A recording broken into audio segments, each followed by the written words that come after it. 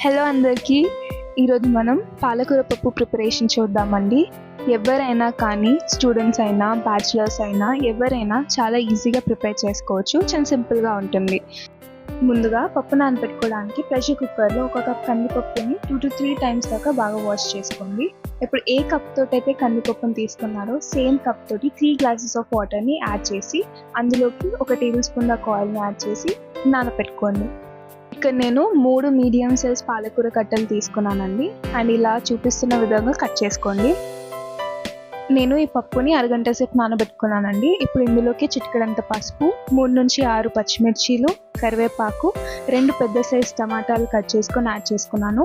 ఇప్పుడు ఇందులోకి కట్ చేసి పెట్టుకున్న పాలకూరని యాడ్ చేసి కొంచెం అల్లం వెల్లుల్లి పేస్ట్ వేసుకొని 2 టేబుల్ స్పూన్స్ దాకా కారం వేసుకొని చూపిస్తున్న విధంగా మిక్స్ చేసుకొని మూత పెట్టి 2 to 3 విజిల్స్ వచ్చేంత వరకు ఉడికించుకోండి. 2 to 3 విజిల్స్ తర్వాత చూసారు కదా, పప్పు పాలకూర అన్నీ బాగా చక్కగా ఉడికిపోయాయండి.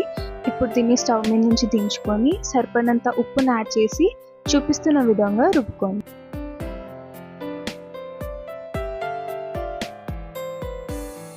చూసారు కదా, ఇప్పుడు కన్సిస్టెన్సీకి తగ్గట్టుగా వాటర్ని యాడ్ చేసుకొని ఒక్కసారి మిక్స్ చేసుకోండి.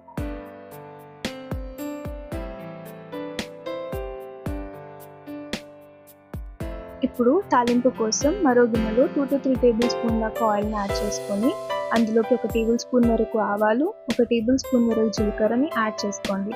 ఇప్పుడు కట్ చేసి పెట్టుకున్న ఉల్లిపాయలను వేసుకొని 2 to 3 నుంచి ఎండుమిర్చిని యాడ్ చేసుకోండి. అలాగే కరివేపాకును కూడా యాడ్ చేసి బాగా మిక్స్ చేసుకోండి. ఇప్పుడు ఈ తాలింపులోకి మనం ఉడికించుకున్న పప్పును యాడ్ చేసి మిక్స్ చేసుకోవడమే. అంతేనండి, ఎంతో టేస్టీగా సింపుల్గా ఉండే పాలకూర పప్పు రెడీ అయిపోయింది. ఇది స్టూడెంట్స్ అయినా బ్యాచిలర్స్ అయినా ఎవరైనా చాలా ఈజీగా ప్రిపేర్ చేసుకోవచ్చు. ఎక్కువ టైం కూడా తీసుకోదన్నమాట. ఈ రెసిపీ కనుక మీకు నచ్చితే ఈ వీడియోని తప్పకుండా లైక్ చేయండి, మీ ఫ్రెండ్స్ అండ్ ఫ్యామిలీస్కి షేర్ చేయండి అండ్ సబ్స్క్రైబ్ చేసుకోవడం మాత్రం మర్చిపోవద్దు.